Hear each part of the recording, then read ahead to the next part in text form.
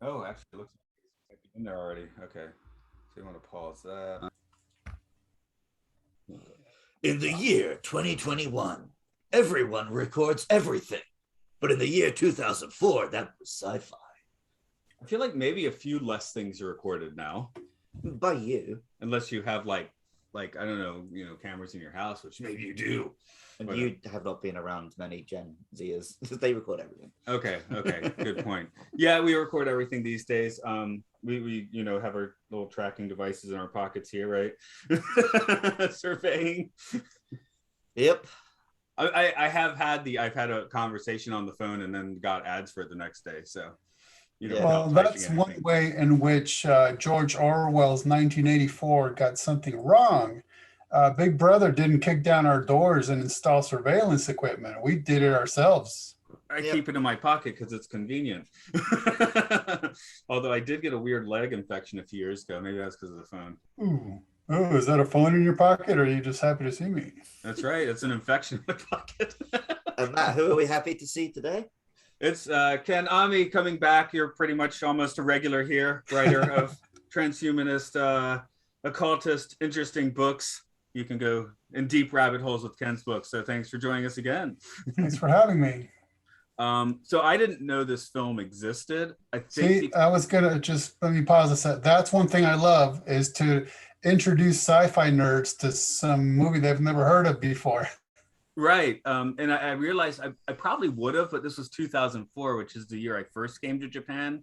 And I had like people wrap your head around this now, like a 2-month complete like electronic blackout. I had no connection to anything for 2 months. Luke, did you have that when you first came to Japan? You have your blackout period?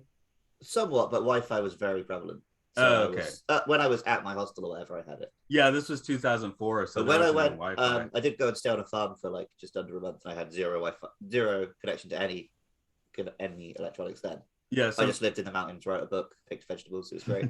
so especially a summer of 2004, I wouldn't have known like much of what was going on. I finally, near the end of summer, managed to know Spider-Man 2 had come out and like planned out my first major solo trek in Japan to go see it because the theater was about, I don't know, 8-9 kilometers away. So I learned to ride a bicycle in order to do that. Because I learned to drive a bus when I was 21, but I learned to ride a bicycle when I was 25. So, unlike Matt, I actually did see this film when it came out back in 2004. At that point in time, I was still obviously living at home. I was 13, 14. My uncle would supply us with all the latest movie releases because, he had legitimate backups that he made to protect his discs, wink, wink.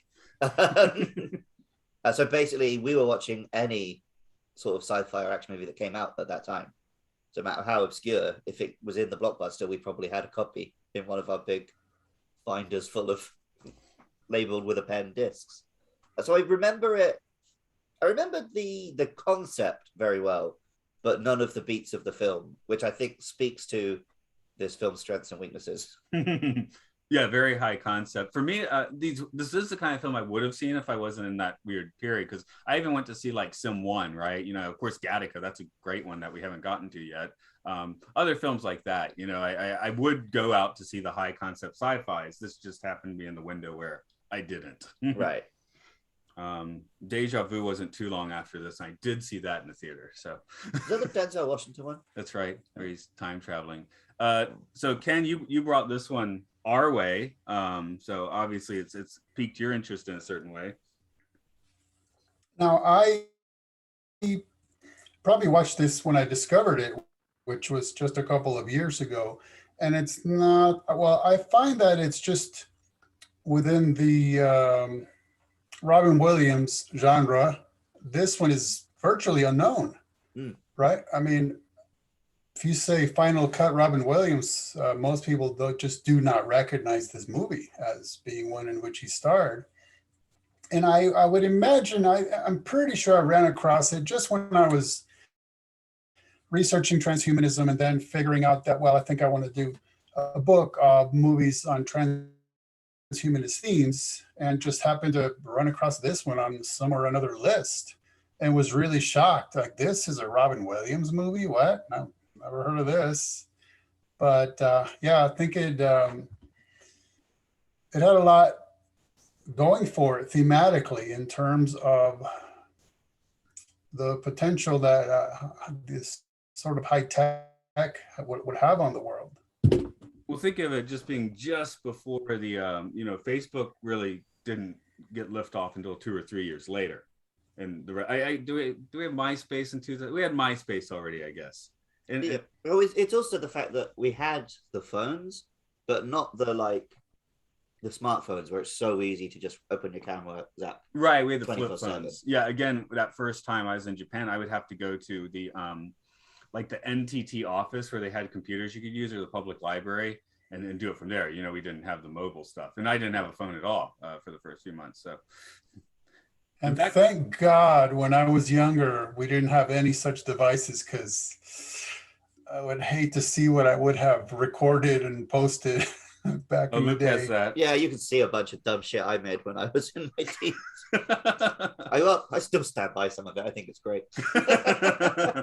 You see Luke mutilating himself for YouTube, attacking snowmen, doing Batman stunts. Yeah, poorly. Horse tattoos. Horse. Horse tattoos. That's how I got covered, because it's got my ex-girlfriend's horse. Oh, that one. Okay. Sorry, I was thinking. Yes, I bring it up every episode. I just remember the Triforce most of the time. But before we delve a little deeper in this, I guess I will go ahead and summarize. Bring that up.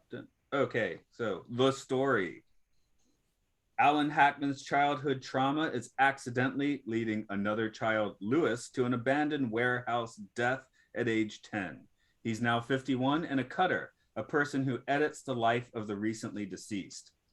All of their life memories have been recorded by an I Corporation Zoe implant, and it is the cutter's duty to edit those memories into a respectful 2-hour movie. Since cutters will see the warts and all the visions of their subjects, they cannot have the implants themselves. Alan has been tasked with cutting the life of I-Corps scumbag Charles Bannister. Things get shady quickly as Fletcher, a former cutter, offers Alan $500,000 for the footage, and Alan discovers that Bannister had been diddling his own daughter. He also finds footage of an adult Lewis, who did not die in the warehouse incident, but instead a year ago at age 50. Alan goes as far as to break into the Zoe archives to find Lewis's memories. He fails in that regard, but discovers that he himself has a Zoe implant and embarks upon a dangerous procedure to scan his own memories. It does heal his lifelong trauma, but Fletcher still wants the Bannister data. Though it has been destroyed by Alan's way too angry, well, not way too, that must be a spell way too check. Young, angry. A way too young, angry girlfriend. There we go. I got my synonyms a little mixed up. Fletcher has also learned that Alan has an implant, and thus his implant has seen the Bannister footage. He has his henchmen take out Alan in a graveyard and puts the footage incriminating Bannister online. He's an end justifies the means sort of guy. Ken, you already said it. It's a Robin Williams film, so I guess we should talk about Robin Williams a bit here. This was a weird one because I feel like I haven't seen much of his films in the past few years. It's almost like too depressing to watch since he's died. And here we get faced with like a full-on depressing Robin Williams. I wonder if that's a big reason why it doesn't have a following now, even after his death, because who wants to watch a grim Robin Williams movie right Again, now? He's very good. Oh, he's great. But if you're like, oh, I miss Robin Williams, I'm going to go watch a Robin Williams film, you're not going to pick this. Yeah, see, my thought was, I miss Mork. I want to see Mork. You do not get Mork here. That's for sure. No, I've got a parcel arriving. Oh, Luke has a package. I don't know if you can hear the ringing or not. But good. We can do a live package unveiling. We might have a live. Luke tries to speak broken Japanese to the guy that aired. Let's listen in, folks. Yeah. Nice. They normally, if it's a package, they know they're going to get a foreigner because they can see my name. Just tell them Toido wa doko desu ka? Radio. But well, Ken. No, let's see the package. What do you got? Come on. It doesn't look like we have a package. Do we not? They've got to come up the stairs. He beeped them in. There's like a delay factor. So if you want to talk about Robin Williams in the meantime. Sure. I mean, I don't even know how many movies he made. There's some I've just not been interested in enough to watch, but it is a fact that he could do the comedy and he could do the drama, and he could do both very well. So in this case, because the storyline is of him having suffered a terrible childhood trauma, which he carries around with him, then he's, in a sense, very much stuck in a rut in his emotions and in his life. So, in fact, he's told by his apparent girlfriend in the movie that he needs to start living his own life instead of being so cloistered and watching other people's lives go by on the screen, right? So, but you could see how he would feel the guilt of living and enjoying his own life because he thinks that he is responsible for the life of the boy. When they were playing together and the boy died, he has carried that with him. So he obviously feels like he does not have a life of his own to live. He doesn't deserve that. He took a life. And so now he devotes his life to cleaning up, shall we say, the lives of others. In fact, it is said that he is the cutter that looks at the ugly stuff. Right, exactly. And we're talking, I would say that one of the aspects that struck me is that he's working most of all for the elitists. It's just cleaning up those nasty bits of their lives. And he is accused of that he makes lies of them, and he takes murderers and makes them saints, right? So he's the guy known for dealing with the worst of the worst and then putting them forth as having been, upstanding members of the elite society when they were, like, as you mentioned, in the case of the main one we're dealing with, the man who passed away was a pedophile. Well, he's going to clean that up. That's just going to go away, right? Right. The line which he had to defend that, I actually really liked, where he said, "I'm just good at forgiving people when it's way too late to punish them." Okay. See, I was going to throw out the line about his, I'm a sin eater. I live slightly outside of society. Okay. That's his excuse for not having his own life, basically. The other one I liked was he said, she was talking about how, these people don't have any respect for the dead. He said, "I don't care about the dead. I have respect for the living." Like, he's not doing this to protect that person's memory. He's doing it so the family can move on. Right. And the wife had told him that her deceased husband deserves to be remembered as a great man. Are we sure? Whether she knew what he was up to or not, that's kind of the point, is that he is the sin eater. He is going in to remove that sin and presenting these people as a great man, whereas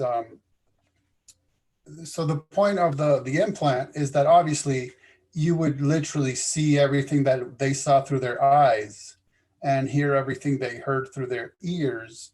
So the cutter knows absolutely every possible, most intimate detail of a person's life. I mean, how horrible would that be, incidentally? I mean, some people's lives are open books, okay? But there's a lot of books I don't want to read. And so this touches upon the issue of the cutters not being allowed to have the implants, because obviously if they're watching what the other person watched throughout their whole lives, then that's what ends up turning basically the implant in his brain into a commodity that was desired. It's kind of a futuristic Santa Claus. He knows when you've been sleeping, he knows when you're awake. Once you're dead, that is. Yeah. Now, Zoe is a Greek word for life. And you noted in the notes, you mentioned if all the eyes meant anything. And obviously it is. It's recording through the eyes, right? The company's called Eye Tech. And yeah, that was the little strain of sarcasm I have left living in Japan. Incidentally, you definitely need to post your show notes on the webpage for these episodes, because they're like stream of consciousness, I love it. There you go. I'll put it on the Patreon. But so the concept is that when a baby is born, the implant is inserted into their brain and it's organic, so it grows along with the brain. Now, we don't have anything exactly that high tech yet, but for example, something called ReMemory, which is kind of a low tech version, but it's something that you would wear on your head and it would literally record everything that's going on around you. That's already been around for years. It's not like people are walking around doing that. It's not popular, but it's out there already, that sort of thing. Well, people wear like the GoPro for like when they're doing like extreme sports or something, or, you know, adult videos. So but obviously everyone can see you're wearing a camera on your forehead. So it's not like you're discreetly recording. I just saw an article, maybe you did too, because we have this thing called, I get it off the internet, called Breaking News English, just for teaching private lessons sometimes. And it was Mitsubishi makes a mind control car. It didn't really say, I mean, maybe that's just turning on your air conditioning. I don't know if it's actually like maneuvering the car, but the idea is it would map your brain responses and you'd be able to, you know, think of things for the car to do. Well, I think Hawking was using a lot of that sort of thing by the end because he couldn't even like type and move his cheek. Right. So there are a lot of, I think it's electroencephalogram.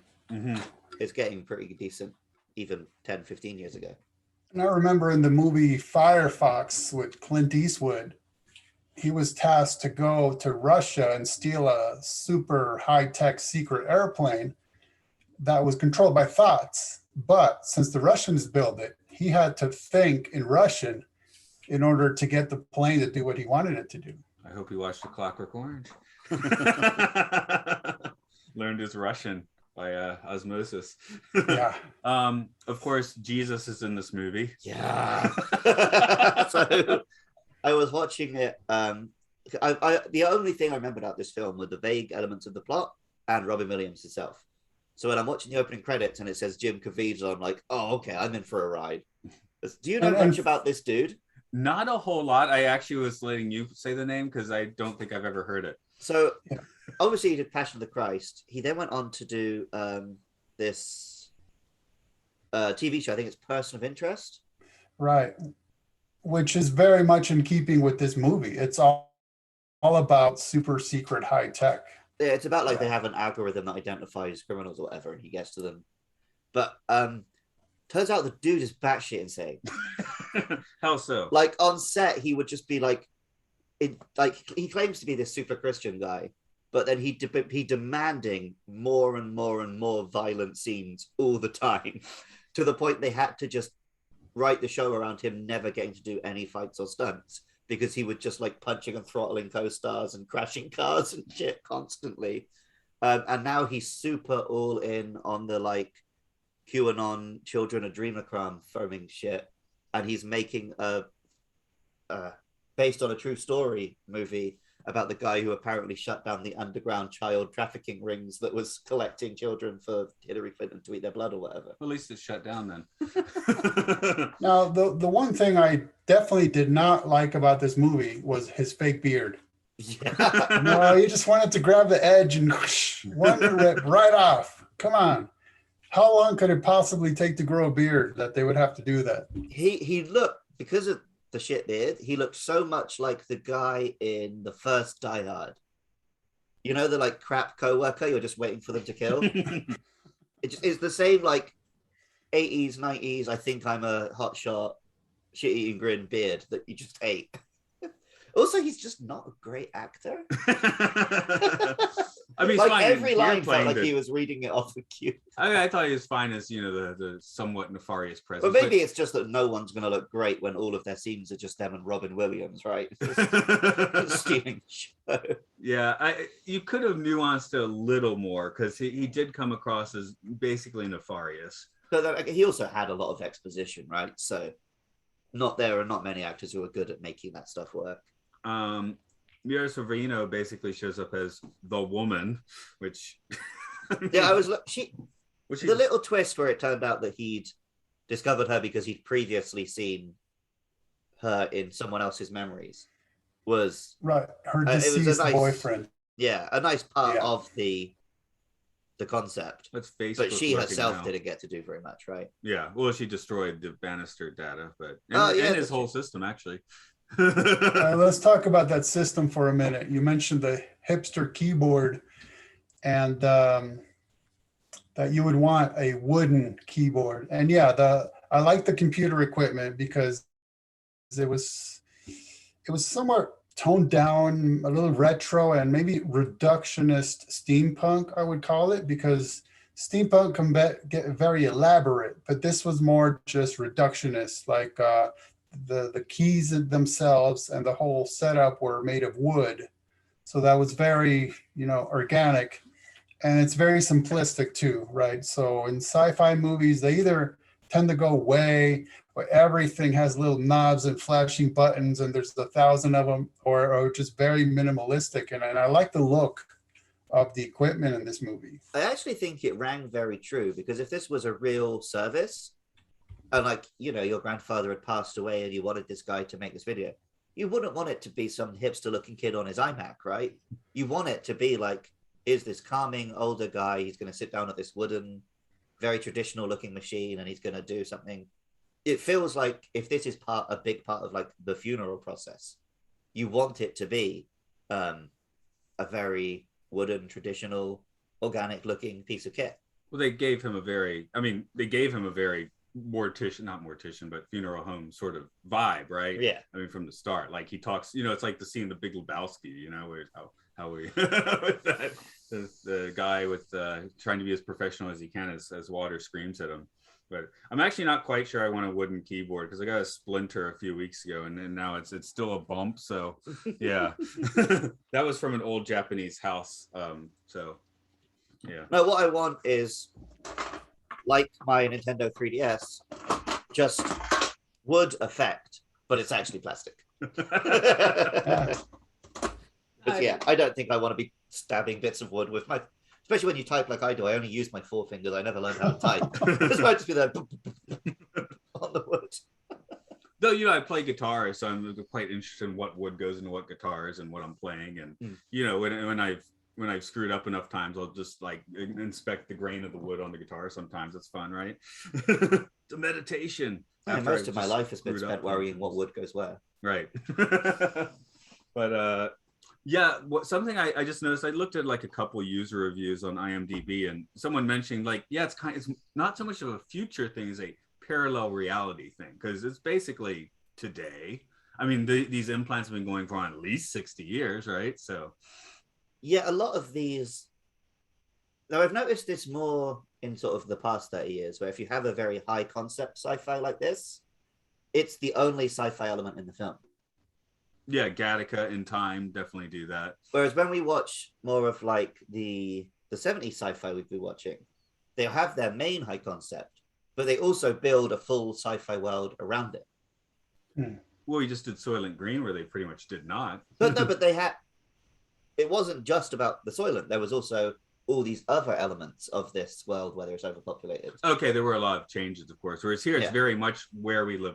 In fact, it's where we live now, basically, at this point, isn't it? We just don't have 50 years of detailed memories on 1/20th of the people. But now let's keep in mind that since these are installed at birth, then your parents decide for you, and you almost don't have a choice. Now, when one of your notes said tattoos to erase memories is a flippy concept. So the issue is, right, let's say that you're growing up and you realize you have this implant and it's recording everything you see and hear. Then they develop these tattoos, or really they developed ink that contains certain metallic alloys that if you get them tattooed on you, they interfere with the Zoe implant, so it can no longer record. And so that's what some of the people in the movie are seen doing. Some of them with very elaborate face tattoos, to the point where when Alan goes to get his own tattoo, when he finally learns, unbeknownst to him, he does have a Zoe. He wants to get that. He doesn't want that. He wants something very subtle. And he's told, well, he asked, do I have to get my face tattooed? He's like, no, those guys are just rebels, right? They just want to make a point of showing it off. But no, you can just get a subtle one, and he gets one behind his neck, incidentally, which looks like a pause button. Did you notice that? Yeah, It's just yeah, the two definitely. which is Well- quite fitting, really. But it wasn't actually just tattoos, because it was almost like a branding scar. It was Yeah, it was partly raised. tattooed It was ink, like yeah, purple and ink. part raised. So anyhow, that was the point with that, is that that there was a way to block this and prevent it from happening, even if you did still have the implant in your head, it wouldn't Well, yeah, work anymore. She said it only blocks going forwards. So everything up to that point is still recorded. And So, yeah, still there is no way accessible. of blocking that. So he went in and he got the tattoo to block the audio. And once that healed, he was supposed to go back and get the follow-up, which was the tattoo to block the video. But he never got that far. But that's why his Zoe implant was still desired, because it had still recorded up until it was still recording a video. And then it had recorded audio to the point of that he got the tattoo. So, right, that's why that was desired. The man who knew too much, yes. But Yeah. and the idea of how difficult it was to access his own memories. I mean, you think if it's like, no, it doesn't matter till you're dead, and the cutter has a look at it. It's like you can't review your own memories, which seems like a design. I don't know. Well, is that sounds like flaw? a more useful technology than a technology that lets someone have a look when I'm dead. Yeah. I'd quite like to be able to I don't really remember what happened on that. Well, like he does, right? Oh, well, he finds his memory is wrong, whereas the reported memory is different. That concept is interesting, the idea of how wrong we can remember things. For the film, I actually really didn't like that conclusion.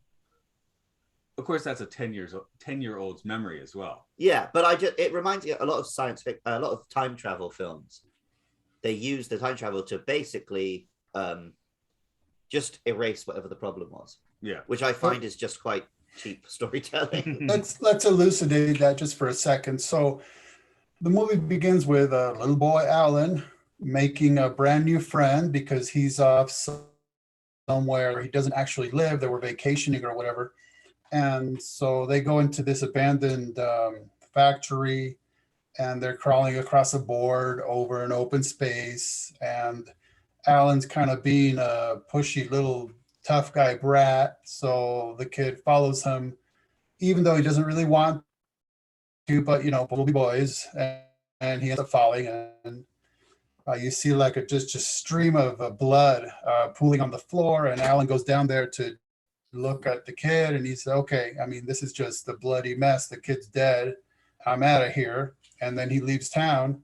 And that's what haunts him for the rest of his life, is because I encouraged this kid to walk that little plank. He fell and died. And so that's what he's carrying with him. But then when he reviews the Zoe implant recording, he sees that the kid does move a little bit, and that what he remembered as being a pool of blood was actually just a spilled can of paint that he was stepping on. And so in his memory, he turned that whole scenario into something about which to be guilty, where the reality was, well, okay, yeah, the kid got hurt, but he didn't die. Well, even in terms of Alan's actions, the real version, he's telling him not to do it. He's right, saying, that's stop, true. Yes. It's not safe. And the kid's like, nah, it's fine, and does it. Right. So it's almost like he increased his guilt.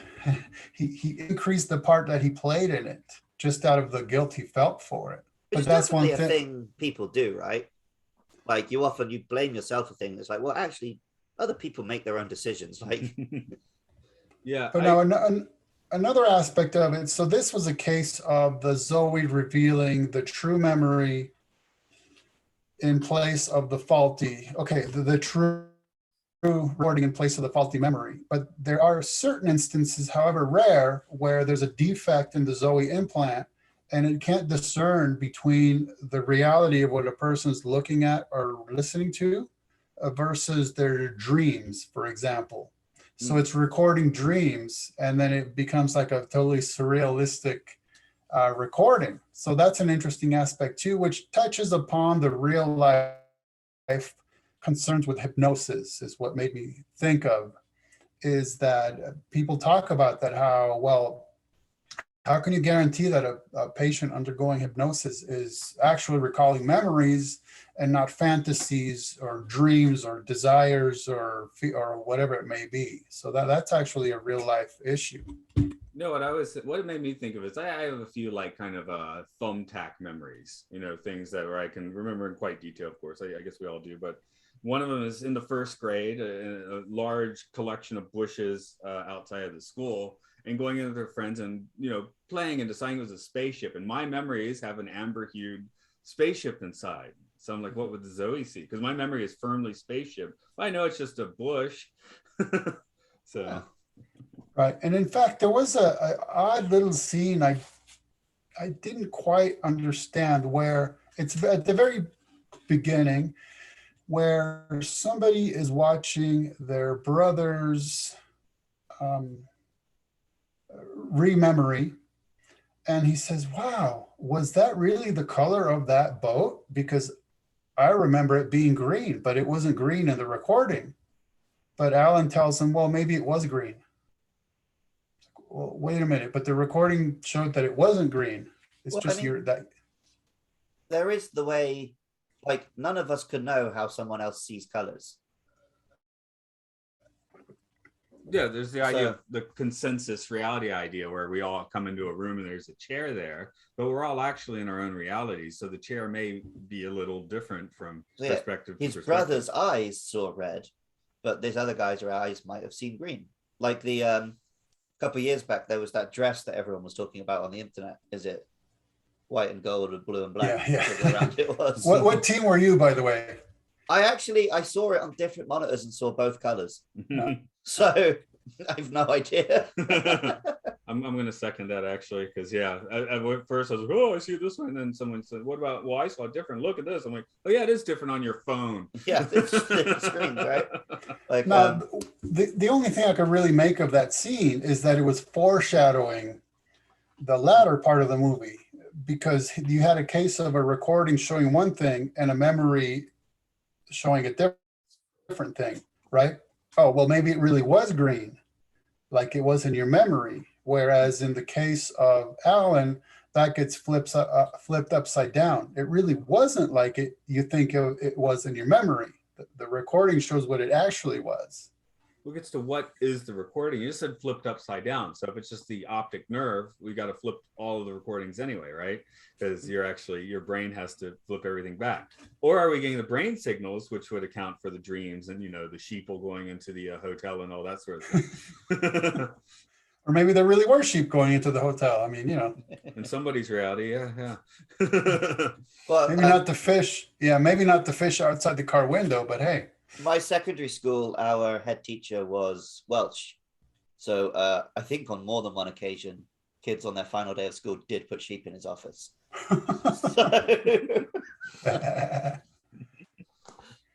Now, I did want to mention something. When I wrote my book reviewing the Alien and Predator franchises, one thing I did is I would look up the meaning of names. So the names of the characters and what they meant. And in that book, man, that paid off so well. I could virtually write character descriptions just based on the meaning of their names.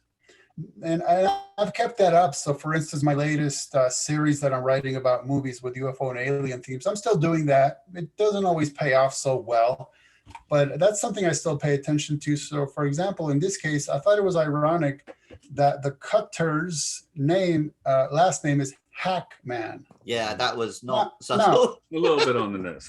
Now, it's not spelled H-A-C-K. Yeah, it was H-A-K.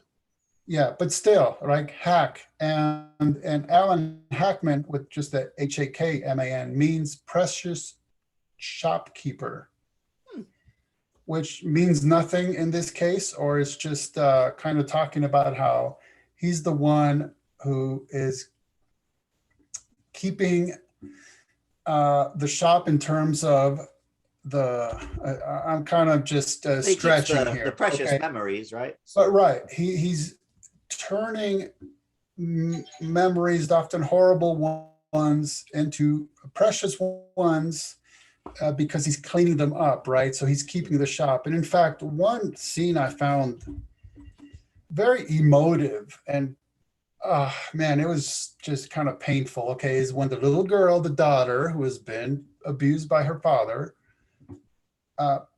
is talking to Alan, and it denoted the effect that such a technology would have on the generation that's growing up with it. Because what she says is, make my daddy forget. Are you going to make my daddy forget? Right. Well, her dad is already dead. But by make my daddy forget, she's referring to just her little child mind's concept of what's going on and what this guy, this Cutter, is all about. Is, can you make my daddy forget all these horrible things he's done? Right. So that was very, very touching and disturbing, I must say. Yeah, exactly. Because they keep saying ReMemory, like this is now the person, which isn't. Right. I don't. Let's just assume that you are your memories, which I don't think I'd want to abide by. But well, if you're not that, what are you? Something else. But yeah, the idea is this is the person now. They're not physical anymore. But yes, their memory is now in this nice, condensed glamour shot, package. But as we've alluded to quite a few times, that is something that's getting closer and closer to being the case. Oh, audio issues. But glamour shots? I know the term glamour shots. That's 80s, 90s malls in America, and they just they'd tease. Usually girls would go there, right? They tease your hair and. Like they're using one of the photo booths they have here, basically. Yeah, but they'd actually set up this photo, and they had this cheese ball neon background and all that sort of stuff. Yeah. So I was just thinking it would kind of be fun if some of these were turned into glamour shots or whatever. So what is it? What you get? What's your package? Digimon card game. Yeah. 2 decks so me and Rob can play.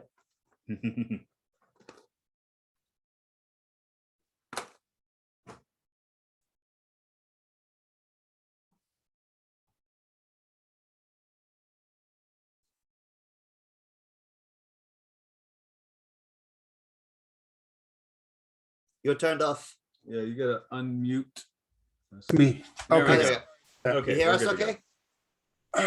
Yeah, my daughter came home and she keeps ringing the doorbell, and I thought, well, my son's going to open the door for her, but apparently he's asleep and not bothering to wake up. So I rang it the 3rd time. I'm like, okay, I got it. But Matt, someone's got to ring the doorbell for you now, and that'd be weird because you're at my house. Yeah. Well, the doorbell could be ringing. I'm expecting a package of my own. Okay. Let's see. So, Luke, how would you feel about your life recording? You put some of it on YouTube anyway. That's what because I guess I am a generation removed from YouTube, in that I kind of am already doing that. I put. Every trip I go on, I take a bunch of pictures of, that's a nice view, that's a nice temple, put on my Instagram for my mum to look at and get a few likes. I'm way less connected to social media than I was a couple of years ago. I've mostly quit Twitter and Facebook. But also I put out these podcasts and I talk a lot about shit that I do. I don't have much of a filter on embarrassing stories. Yeah, well, of course I'm doing all the podcasting. I've been taking a lot fewer photos. I guess it's kind of like my, you have certain energy for inspiration. I do the music, I do the podcasting, and, something had to give, and that was photos. I barely shoot anything these days. So during the week, I don't take a lot of photos, but when I go for my hikes, part of the fun is looking for nice photos to take. Yeah, occasionally I'll still make a snap, but I guess I walk a lot of, country miles, but you walk the same miles every day, right? Yeah, and there's only so many photos unless there's just amazing weather going on. No, I think it was in one of the National Lampoon Vacation movies. I think it was the European Vacation, where he's driving by, what is it, Parliament in England, right? And he's just holding a camera out the window going like this, and that's it, right? So in a sense, it's almost like easy to replace the intimacy of elucidating an experience you had, and you can describe what it was like, or just saying, hey, look at this. Yeah, there it is. And now one thing, I don't know if I've mentioned this in past episodes, but one thing I've told my kids is, you know, nowadays you take a photo and everybody says, let me see it.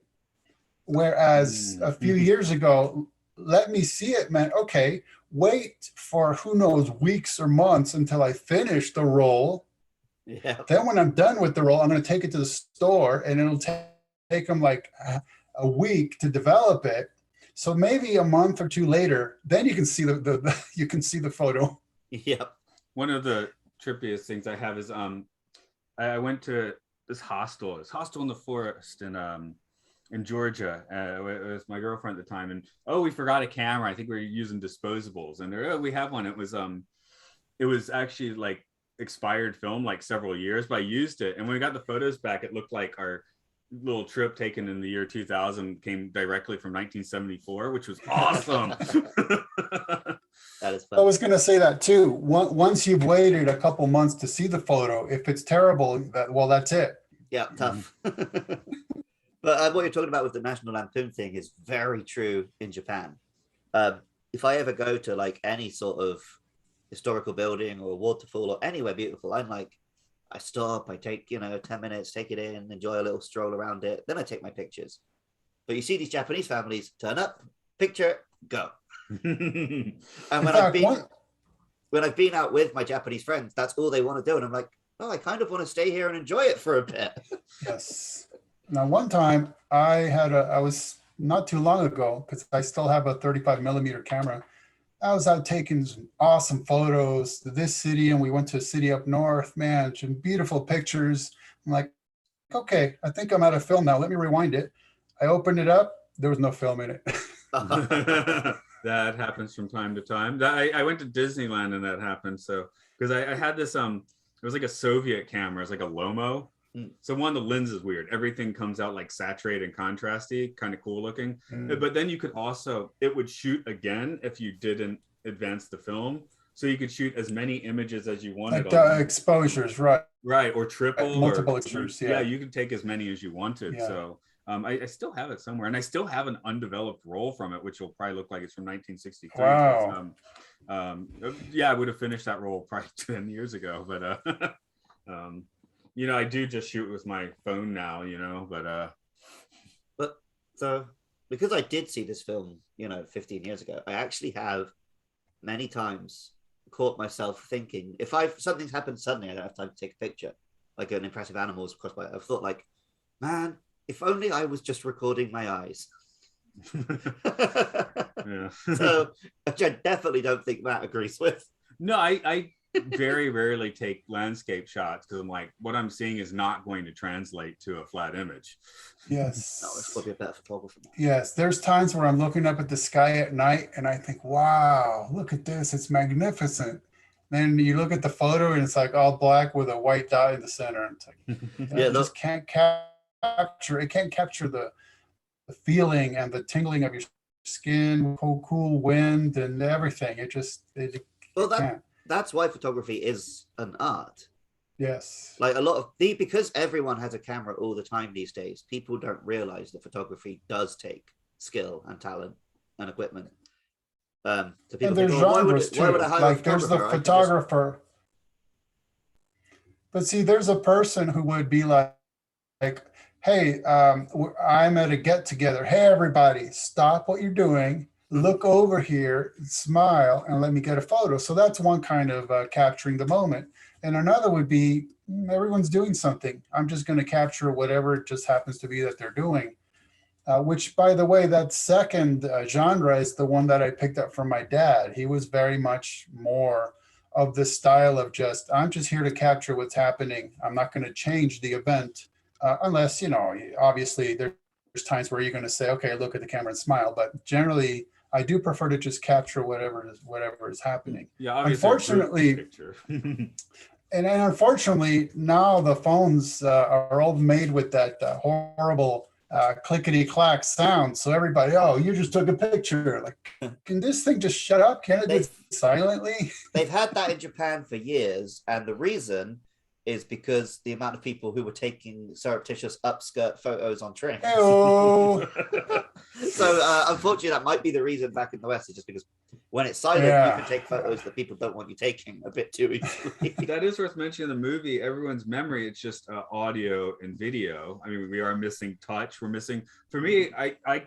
honestly think maybe my sense of smell is my strongest sense. I think people often talk about smell is the most nostalgic sense. Yeah. Nothing takes me back to a time or place like a smell. Right. But yesterday. Fact, no, go on. I was just going to say, yesterday I was in jump my room. in after you. I'd actually just finished a podcast and I'm like, what's going on? Because the guy next door, he's smoking a cigarette. So that's wafting in my window.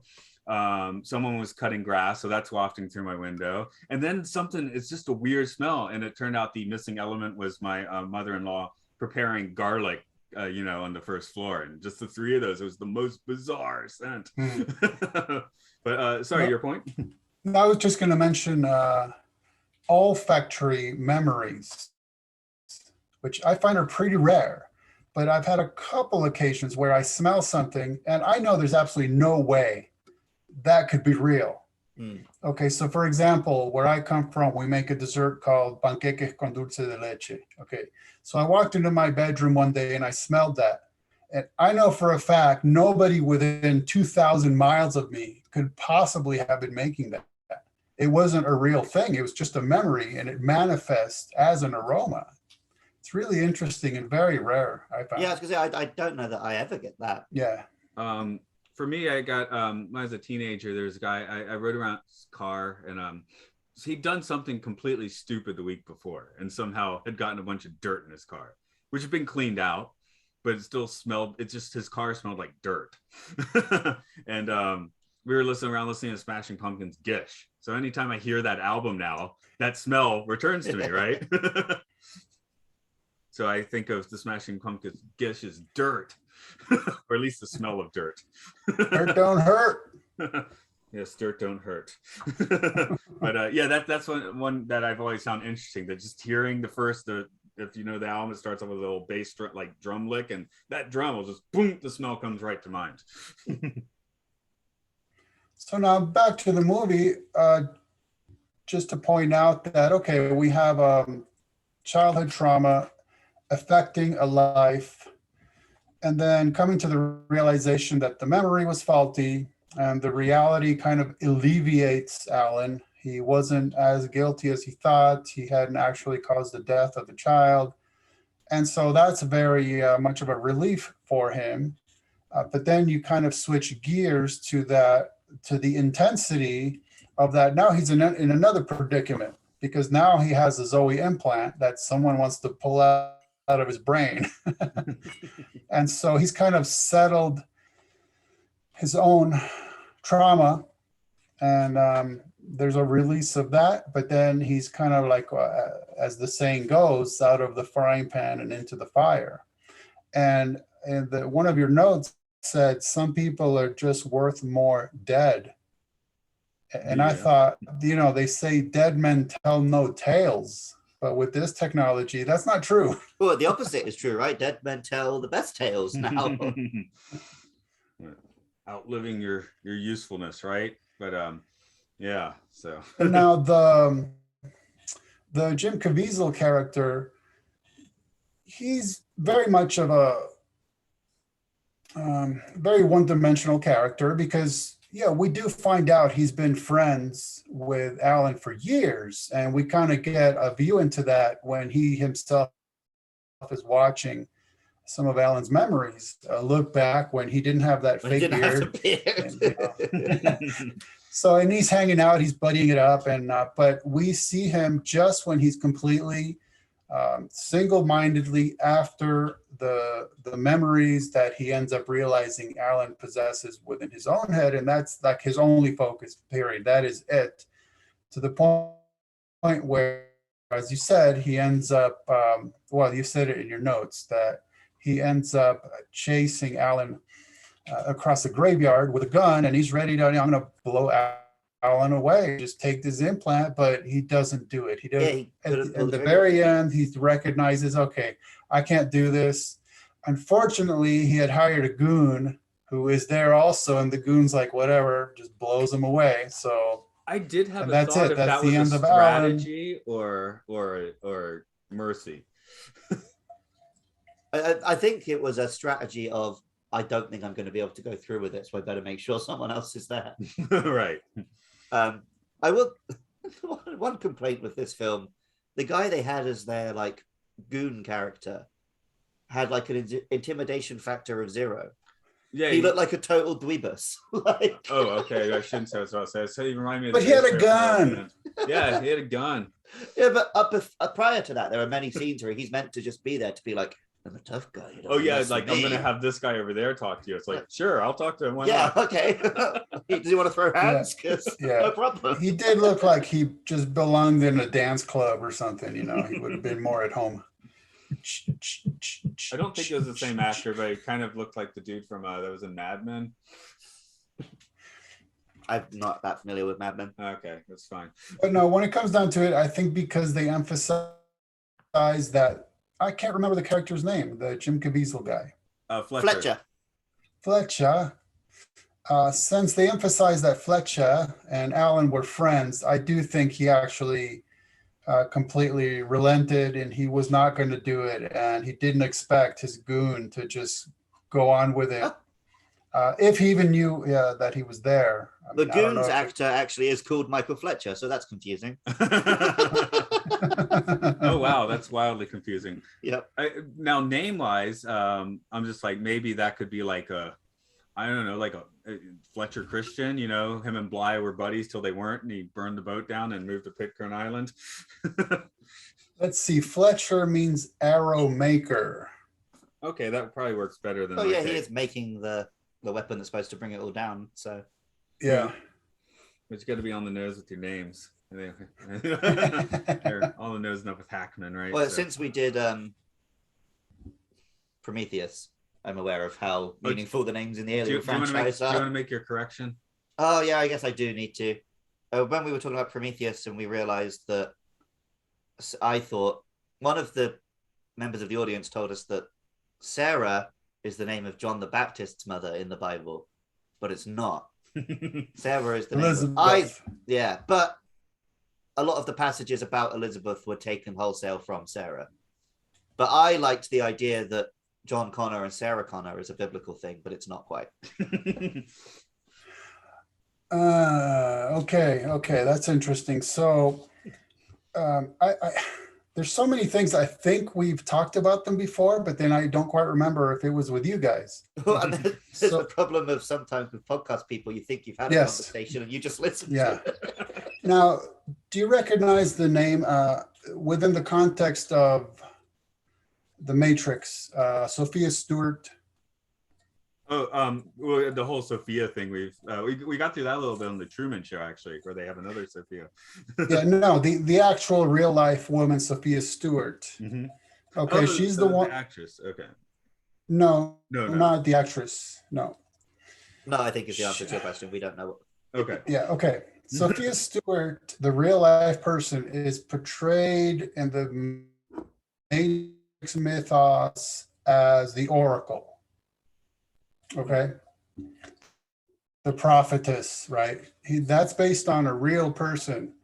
Now, or so the claim goes. Okay. Now, Sophia Stewart wrote a book called The Third Eye, and that was borrowed from to make the Matrix franchise as well as the Terminator franchise.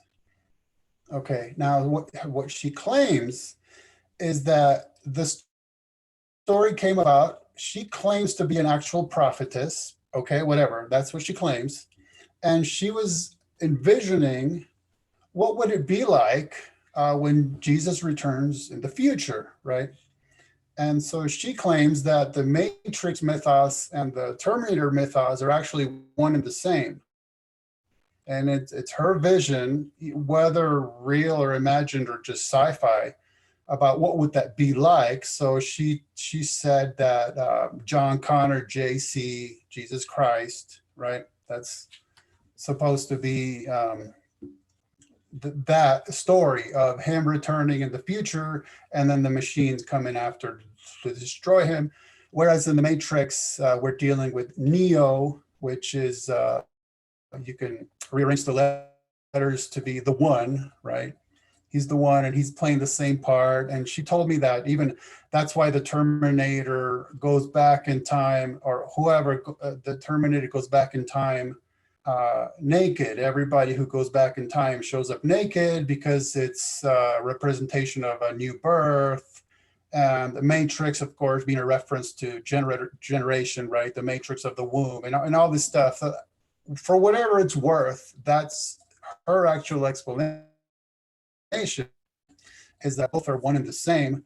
And that's what it's about. And in fact, I posted on my website a review of Matrix 4 based on the script that she wrote for Matrix 4, which is not the one that they're going to use for Matrix 4, by the way. They're making a whole different movie. Her version of Matrix 4 actually pulls together both franchises, and that would have been so cool. But I guess that's just a bit too much. So they're going to go with whatever they're going to go with. Two franchises. yeah, we mentioned that for not too long ago. Yeah, Luke brought together the Pokemon and. When Matrix I was 12, I wrote a Pokemon Matrix crossover fan fiction, which is still online. I found it. Oh, you found it? Okay, yeah. It's still there. So. But no, my theory was that actually John Connor represents John the Baptist. And so Jesus in that scenario is Arnold Schwarzenegger. Who died for our sins. Yeah. He likes Arnold. I guess Dark Fate also put a wrench in that scheme, but because that makes John Connor like whatever. One of the potential Jesuses. Yeah. Yeah, this has been a huge old tangent. Okay, but you like Terminator tangents. Oh yeah, I will turn every Terminator podcast if I can. Okay, one more metaphysical salvo at the final cut then, which is relatively mechanistic with a few glitches, as we've seen. So thinking more metaphysically, being the now being the only moment. Of course, what you're doing now affects the future. That's relatively obvious, cause and effect. But there's also the idea of what you're doing now does color the past. Like, again, if you're successful, all those, trials and tribulations that were the worst thing ever when they happened, that's now those, magical moments that made you who you are, right? You've now changed the past. Well, of course, an actually metaphysical aspect of the movie is that they refer to what the Zoe implant is doing as quote unquote immortality. That's how they're viewing it. Now, I grant you, it's a very sterile, sort of nihilistic, high-tech form of immortality, which has no conscious dimension to it, right? It's just a recording of what once had a conscious dimension to it. But still, that's the way they're viewing it. And this kind of high-tech secular concept is that as long as your life has been recorded, then that's a form of immortality, which of course would get into the issue of what we've been discussing all along, which is which immortality really, your actual recording of your whole entire life and all it comes with, or the cutter version that would clean up your messes. Well, I mean, it's like, you don't really know what will be immortal anyway. Let's say there's a cataclysm in the coming years, and the only surviving piece of media that makes it is Matt and Luke's Sci-Fi Sanctuary. That is now the scriptures. Yeah.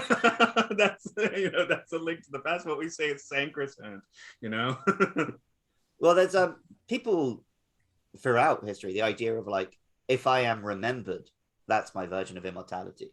And that's, your Alexander the Greats and stuff, right? Like their way they wanted to be remembered is that all across a huge swathe of the world, there are plenty of Alexandrias still there. But in his dying moment, he's like, oh crap, now I'm dead. Yeah. But was he? Or was he like, yeah, that was good. I smashed it.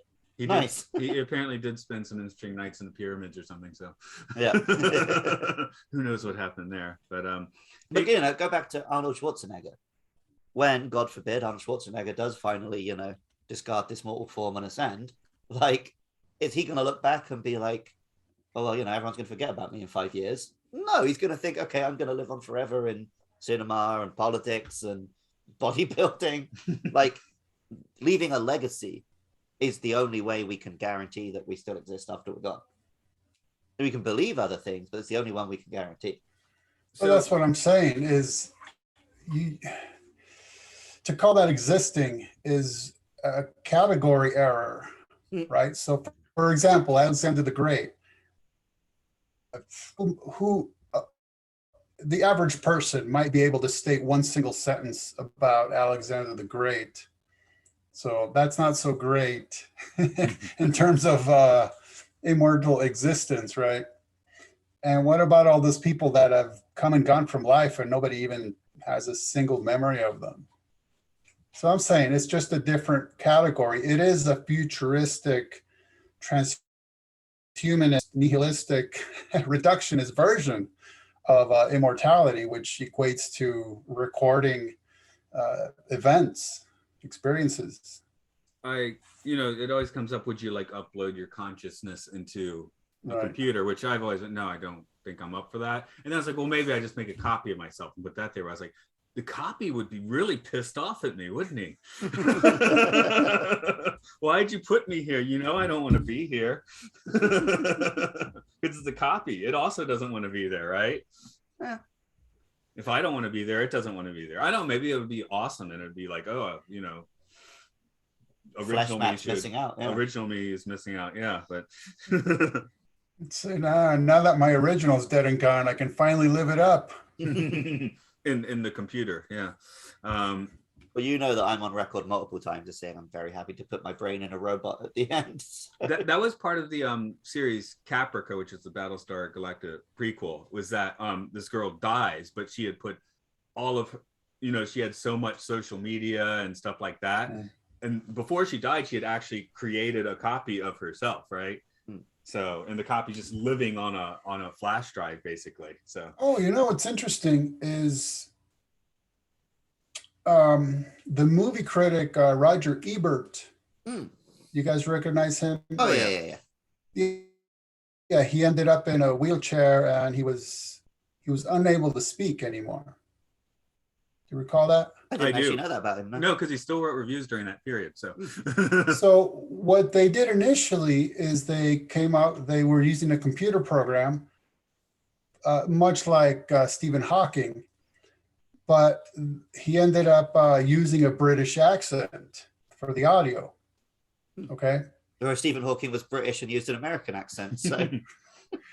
Well, an American computer. Yeah. The accent we could do at the time. Now, here's the fascinating thing. Somebody ended up thinking, now, wait a minute. Roger Ebert has been on TV for years and years. We have recordings of that. So they took samples of things he said, word by word, and then they turned that into a computer program so that he was able to actually end up speaking in his own words, in his own voice, because of those years and years and years worth of recording. So he was able to do away with the British accent, sorry. But he ended up speaking with his own voice because of that technology. And his wife was, it was a beautiful moment when they were interviewing his wife and she's saying how wonderful it was to be able to hear him in his own voice again after that. Well, the idea of creating the version of yourself from social media, they are doing. There exists somewhere in the cloud, the social media map. And it's recorded everything you've ever searched, everything you've ever looked at, everything you've liked, downloaded, bought. And they can have a pretty good understanding of what you will do next based on that. You've talked about the example of Facebook knew you were going to have back pain before you had it. I'm probably 10 times more online than you. And it's at the point now where sometimes if I'm writing a message, it knows what I want to say before I say it. I can just keep clicking the next word and it's giving me exactly what I was going to type originally. Because I guess we are pretty predictable. Yes. So if you collect enough information, they can create a version of you which more or less does just continue going on as if you were still here. The only difference is, does it have your consciousness? Right. It's like the concept of pre-crime. Now it's like pre-shopping, pre-shopping, pre-writing, whatever it might be. So you used to have to do something completely unexpected. I think I'm pretty good at throwing those in now and then. We should probably. Oops. Oh, that was your unexpected thing, was it? Yeah, I didn't break. Did you break it? it? I actually like that. Yeah, don't break something you like. But, hey, be unexpected at least. Back when I lived in the UK, because I had a reputation for being a bit unexpected, if I had been quite normal for a night, my friends would just say, "Look, you've been pretty stable tonight." And that would be my cue. Well, I've got to do something mad. So I'd smash something or get up and take my shirt off. But maybe I was just predictable in how unpredictable I was. Yeah, that was my second thought. So this movie obviously has a lot to talk about. We've gotten into that. It does have some weaknesses. So that's my intro to the how does it hold up question. As a concept, I think it holds up better than ever. Oh, we've been going on for an hour about the concept. I think this film is more true now than it was when it was made. Yeah. But I think that's pretty much what it's got to give you. But it's only like 90 minutes long. Right. If this was trying to be 2 hours long and it was this so of a movie, maybe I'd feel quite differently. But as it is, it's long enough to give you its ideas. And yeah, maybe it's not actually, it's pretty predictable and trite and by the numbers as a film. And it's a bit like, it's very schmaltzy, but it's a film about schmaltz in a way. So you can kind of forgive that. I would say it's worth watching, but is it worth the effort it's going to take you to find a version to watch? Is the problem. That took a little work. I typed it into Amazon and Netflix. I didn't even recognize it as a thing that exists. Wow. Matt had to find me a copy. Yeah, so there's that. And again, post Robin Williams' death, watching a depressed Robin Williams isn't that pleasurable, though he is very good. And a Robin Williams that dies in the movie. Yeah. Boot. yeah, just to double up on that. So last year we did In Time. Where would you rate this with In Time? I think it's a better film than In Time, because In Time, a lot of my problems with it was that it didn't use its concept very well. Like partway through the film, it's just like, here's just a dumb shooter and none of what it was talking about matters anymore. Whereas this did, every event in the film was about its core concept. Yeah, we weren't going to send 50-something-year-old Robin Williams to too many action scenes. Yeah, there's like one little chase through the woods at the end. That's about it. That's not the time you become an action star. Yeah. Well, unless you're Liam Neeson. He did Rob Roy when he was younger. Yeah. Had sword fighting and stuff. So yeah, it feels like if you want a film that just, here's a high concept, we're going to explore it for 90 minutes, it does actually do that pretty well. And because you've got a star like Liam Neeson, there's enough human drama there to keep you going. No, Liam Neeson's not in this one. one. Oh, for fuck's sake. Robin Williams. So, on those two levels, it's got enough to carry you through the film. But it's not a perfect masterpiece or anything. Like Robin Williams, though, that is a complete career shift from Robin Williams being, wacky comedy guy in the early 90s, and Liam Neeson being up and coming, A-list, going to do Shakespeare actor to, insane action star and drama dude, So. I feel like Robin Williams, he was a wacky comedy guy, but he'd always done real acting as well. He did GARP pretty early on, so. Yeah. But he'd always done a bit of both, I think. Yeah. Whereas Liam Neeson just decided to start kicking ass later on, I guess. Eventually on this podcast, we'll hit his true masterpiece, Bicentennial Man. Starring Liam Neeson. Talking about transhumanism. I've never seen Bicentennial Man, by the way. So. I don't think I have. I don't think I could. I did see it back in the day and remember it being good, but maybe it's not. I just liked films with robots. So, so Kim, what's your QC, your quality control report on this one? Well, as a movie, I definitely enjoyed it as a plot. Like I said, it resolves itself. And just when you think, okay, we're done with that. Oh, now here comes, it's not like it's a brand new development, but okay, now he's out of one problem and now he's into the next one. And it gets resolved basically by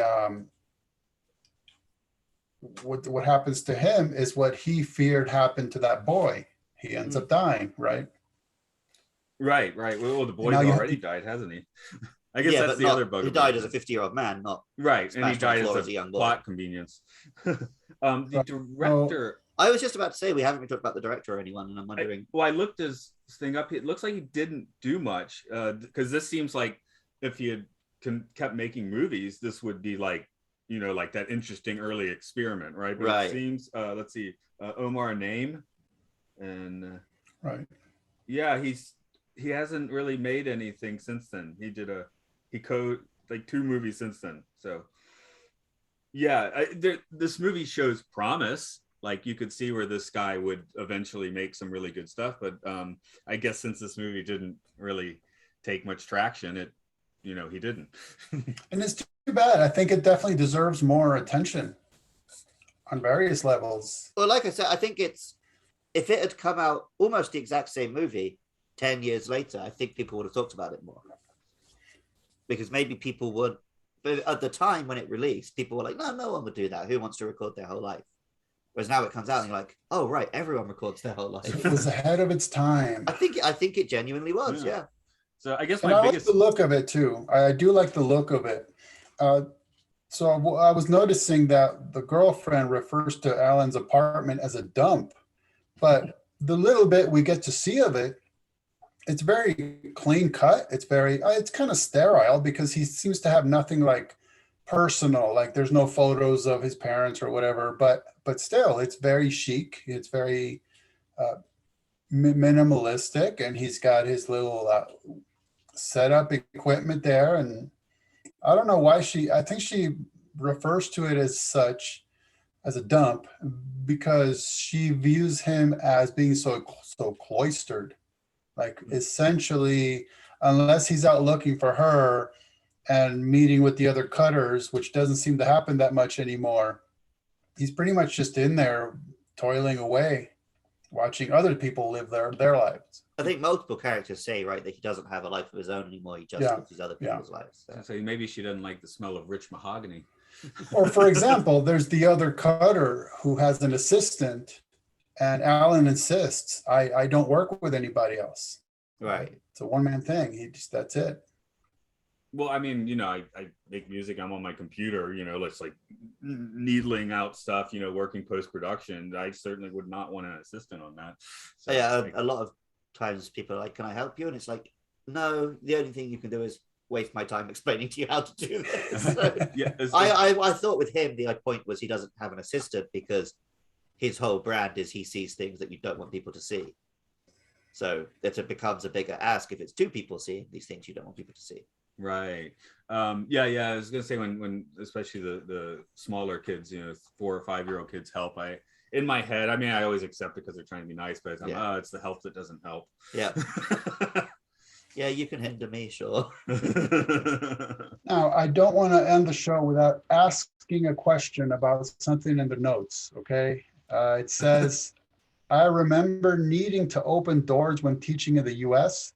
Don't have to in Japan. When he goes to talk to the daughter, he very clearly opens the bedroom door, which I remember if you were in America, when I was a teacher in America, if you were teaching with basically a female of minor, you would make it a point to always keep the door open.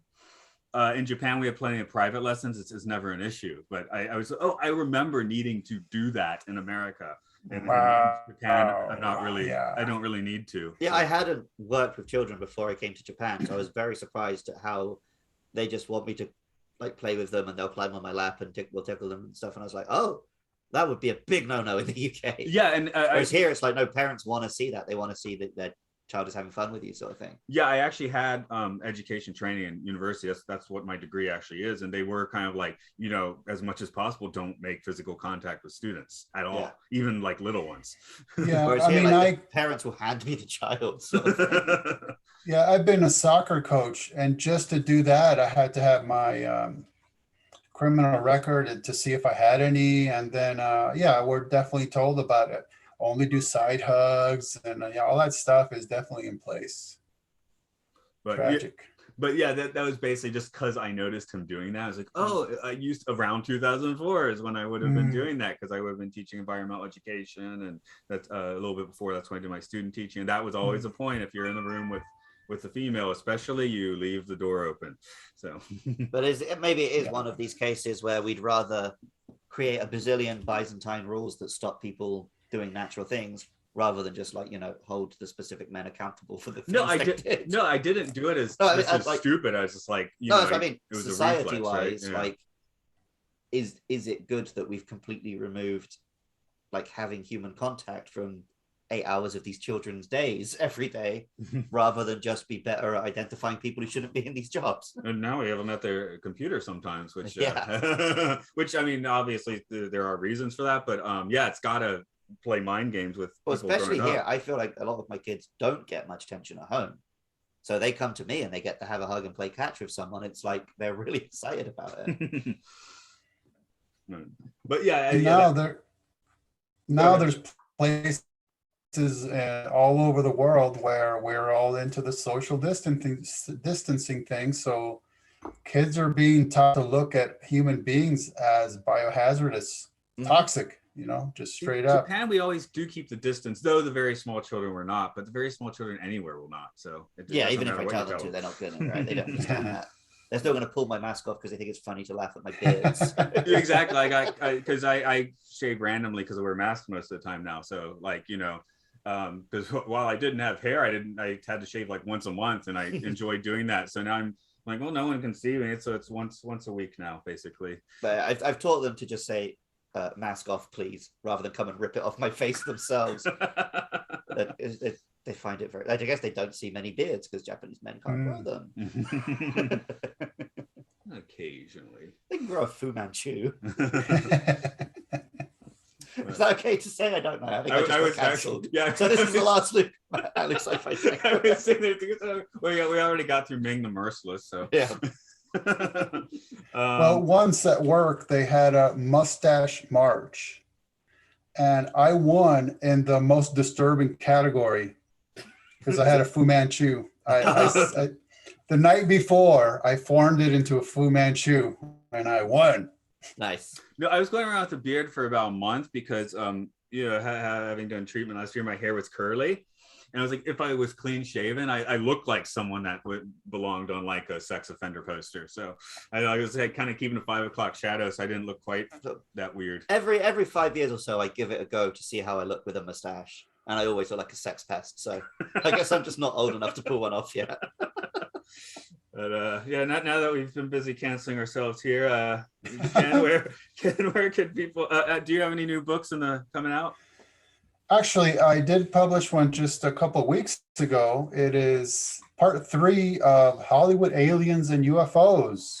And I subtitled it Close Encounters of the 666th Kind. All right.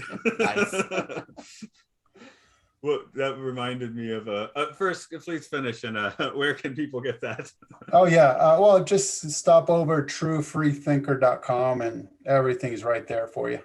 I was just thinking, we were on my other podcast, Oral Hygiene. We were talking last week about getting deep enough in the internet with, what was it, first world problems, second world problems, and what was the 10,000? It's like, 10,000 problem was it's just written from the point of view of like a hive worker in a wasp hive.